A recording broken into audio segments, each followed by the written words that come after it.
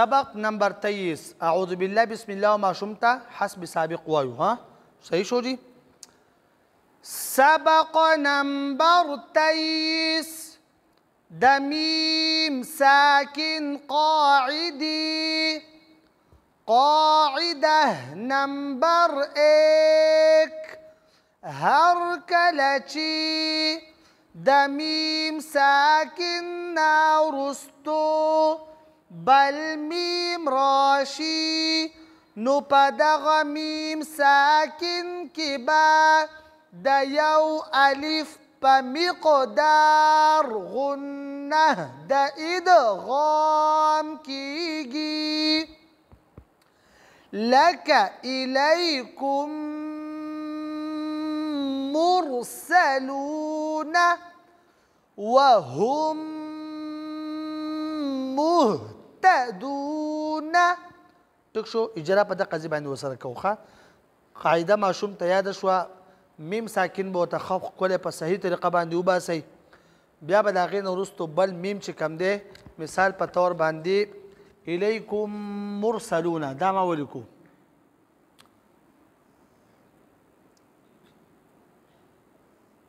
ټیک شو. دا شو میم ساکن. ټیک ده. دا شو مرسلون کې دا بل میم ماشوم ته به دا یا یو میم دا دویم میم شو. ټیک شو. د دې میم ساکن نه وروستو دا بل میم راغلی دی که نه لږ جواب مال راکوئ قاریانو صاحبانو ښه. د دې میم ساکن نه وروسته بل میم راغلی دی که نه. ټیک شو. میم ساکن دا یو دی که دا یو دی دا اولنی میم ساکن دی پوه شوئ جي. نو د دې میم ساکن نه وروستو دا بل میم راغلی دی ماشوم به پوه شي. ټیک شو. اوس ورسره اجرا وکړه. الیکم مرسلون په دې میم ساکن کې به څه کېږي د یو الف په مقدار غنه د ادغام کېږي. ولې ځکه چې د میم ساکن نه وروستو بل میم راغلی دی. اسانه خبره ده. وهم مهتدون وایجی پچغه شاباش.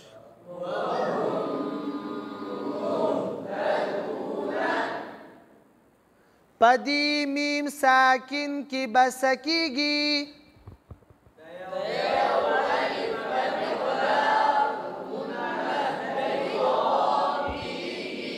میم ساکن دا یو دی دا یو دی دا ولې میم ساکن دی ځکه چې له پاسه پې څه راغلی دی ځکه چې د میم ساکن نه وروستو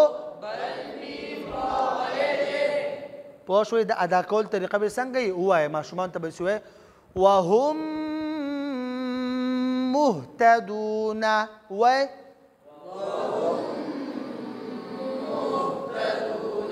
و نور مثال دوم د خیر تاسو بیا ځان خپل چې کوم دی هغه بیا ولیکئ ښه. قاعده نمبر 2 هر کله چې د میم ساکن نه وروستو حرف با راشي نو په دغه میم ساکن کې به د یو الف په مقدار غنه د اخفا کیږي. اسان الفاظو کې ماشوم ته دا ووایه چې د اواز په دې پوزه کې پټ شي. اواز په پوزه کې څه شي پټ شي. پوه شوئ. د اخفا ده اسان الفاظو کې او نور تاسو ته تفصیل چې کوم دی هغه ما ووایي. لکه یحاسبکم به الله اجرا په دې میم ساکن کې به څه کېږي د یو الف په مقدار غنه د اخفا کېږي. ولې ځکه چې د میم ساکن نه وروستو حرف با راغلی ده. چې وړوکی ماشوم نو هغه حرف با نه پوهېږي. د حرف با به کې شی دی نو هغه ته که د حرف ټکی کټ شي نو هم ټیک ده. د میم ساکن نه وروستو با راغلې ده وای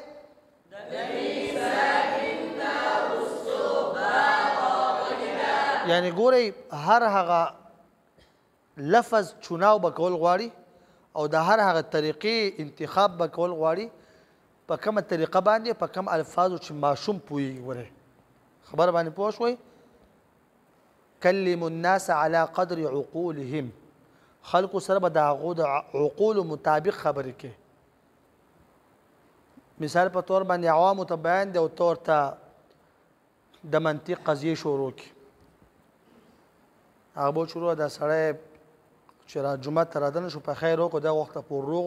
چې بیان شروع کړی ډېر سړي په دماغو کې فرق لګېدلی عوام به داسې وي دا ولې چې تاسو هغو د خپل یعنی د هغو چې کوم عقول د هغې نه بالاتر تاسو لګیا ټیک شو یعنی د ماشوم ذهن ته به خیال کول غواړي دغه مطلب وما هم بمعجزین په دې میم ساکن کې به څه کېږي زر ووایه ها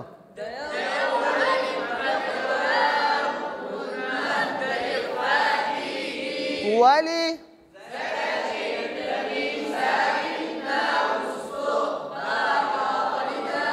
آسان شو که نه قاعده په دې کې به تاسو ماشوم ته ووایه دا وایه ښه مثال زه هسې یو مثال ولیکمه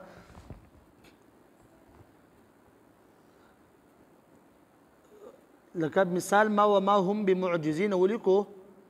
خو ماشوم چې دی نو ګوډی په دې مثال کې دې ته خیال نه کړه چې په دې کې با کم ده په دې کې میم کم دی دا خو زمونږ عمر دی که نه نو په دې کې به تاسو ماشوم ته ګوره دا وایه چې میم ساکن کم یو دی نو ماشوم دی دا میم ساکن دی دا میم ساکن دی ولې ځکه چې لا پاسې بسره سکون دی او دا با راغلی دی دا میم دی او دا ورپسې څه راغلی ده با راغلی ده بار بار بار بار چې ماشوم خبره ذهن ته کوزه شي ښه ټیک شو جي خبرې په وینا کې معمولي ښکاري لیکن کله سړي به خپل له کلاس سره واسطه راشي بیا سړي ته پته ولګي واړه نه پوهېږي ټیک شو قاعده نمبر 3 جی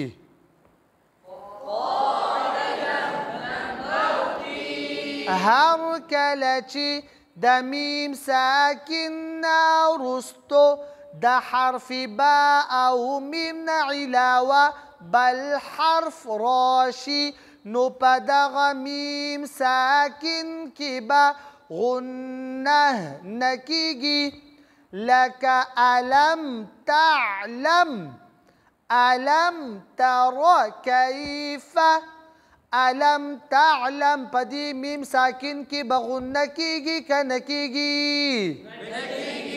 ولې ځکه چې د میم ساکن د حرف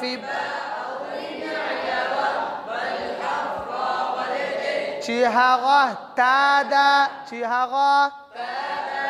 الم تر کیف دقه جواب ده ځکه چې د میم ساکن وروستو د حرف با او د میم نه علاوه بل حرف راغلی دی چې هغه څه شی دی هغه تا ده نو ګورئ جی دا د ماشوم ذهن ته مد لفظ الله قاعده د میم ساکن قاعده دا ګوره تجوید دی دی قاعده کې چې څنګه حل کړی شوي دي دا بالکل تجوید دی صرف اردو ته واړوئ اردو ته دقه شی دی جمال قرآن کې چې کوم لیکي مونږ ته ټیک شو نو چې د یو 15 شپږ 7 کالو ماشوم ذهن ته تاسو دا ګرانې قاعدې کوزوئ دا په ځان نه قیاس کوئ چې ماله خو راځي نه نه دا نه ماشوم ته د دې دا غر چوتولو ته آسان دي د دې نو لهذا الله د رضا لپاره په یو قاعده باندې ورځ یو ماغستل که بالفرض ماشوم په پوه کول غواړي که نه که وایه ورته او د هغې سره تر هغه وخته پورې د ماشوم سره اجرا کول بار بار بار بار بار بار چې ماشوم پوه شي او د دې سره سره که تاسو ته تکلیف نه په بورډ باندې د قرآن کریم مختلف مثالونه لیکل